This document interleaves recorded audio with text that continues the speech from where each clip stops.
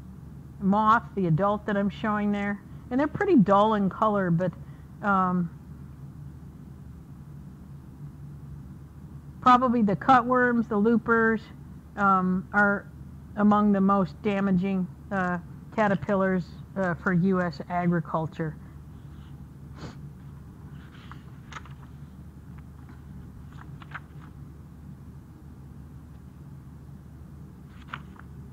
And let's go to the next one. Oh, I can't. It won't let me. Okay.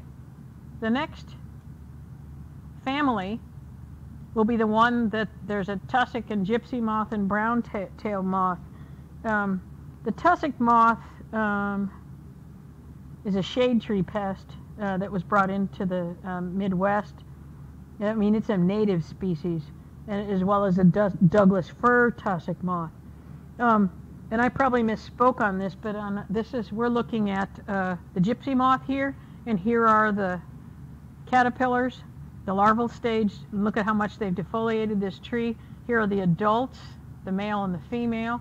And if I come over here, you can still see a little bit. This is the female, and these are the eggs that she's laying.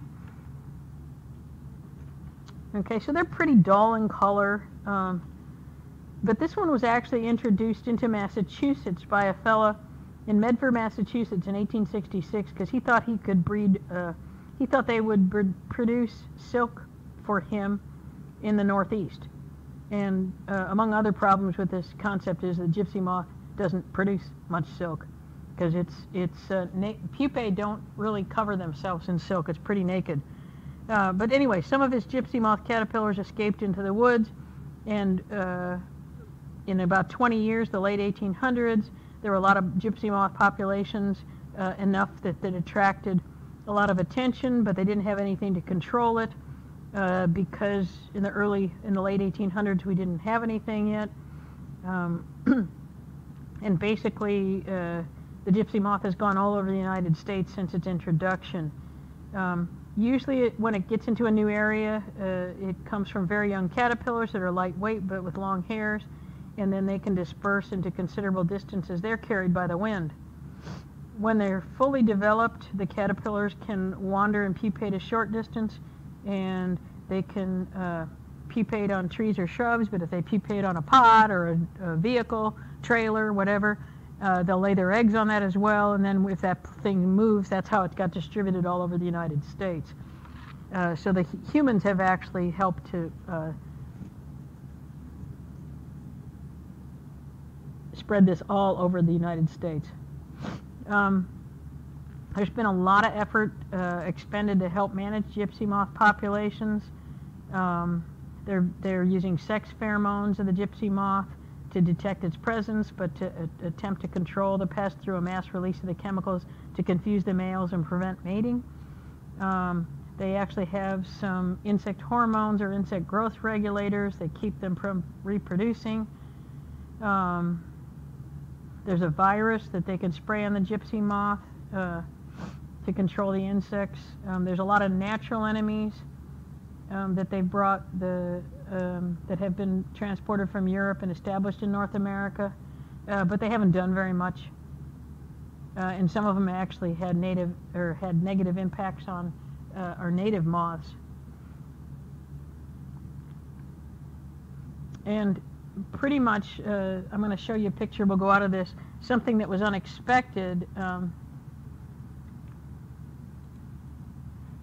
that happened, excuse me, was that there was a natural enemy to the gypsy moth that has a big impact. It was accidentally introduced. It's a fungus, and it's called Entomophthora maimega, and it produces a lethal disease in gypsy moths. And you can tell by the way that it's hanging in this position that this was affected by this disease, and because it's a fungus. But that's how they die, is hanging by their prolegs, and then the body later ruptures and the virus particles are released. So the gypsy moth caterpillars become infected when they feed on leaves contaminated with the virus. And it gets a lot worse in wet springs. So if you have a particularly wet spring, then this can actually control this. So there is a natural fungus that was accidentally brought in, and we don't know how. So that's what I wanted to give you as far as, and then we've got other insecticides that we've used and other biologicals like Bacillus thuringiensis, but unfortunately that is not specific to the gypsy moth, and it'll take out all of the other moths as well. So that's a difficulty when you spray BT. It will be effective on controlling all of the larvae of the moths. So we're going to move on to one of the last ones are my snout and grass moths. Okay, and that actually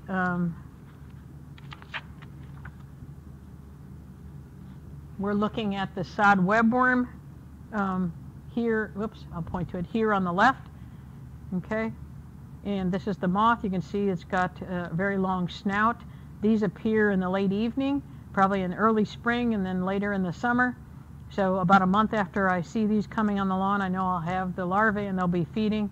They actually will chew through the roots of the grass and leave little frass all over. I look for that and I can tell that they're there. This would be a corn borer coming through a corn stalk. It's in the middle, so it just actually keeps the stalks will fall over and it'll keep the ears of corn from reproducing. And here is the moth. So pretty indistinct moths, you know, very tan colored, not very showy at all. But they can cause a lot of damage. And in the same family, you actually have some of the moths or things that you have trouble with. Oh, get out of here. Oh, I have to remember I have to hit that. Okay.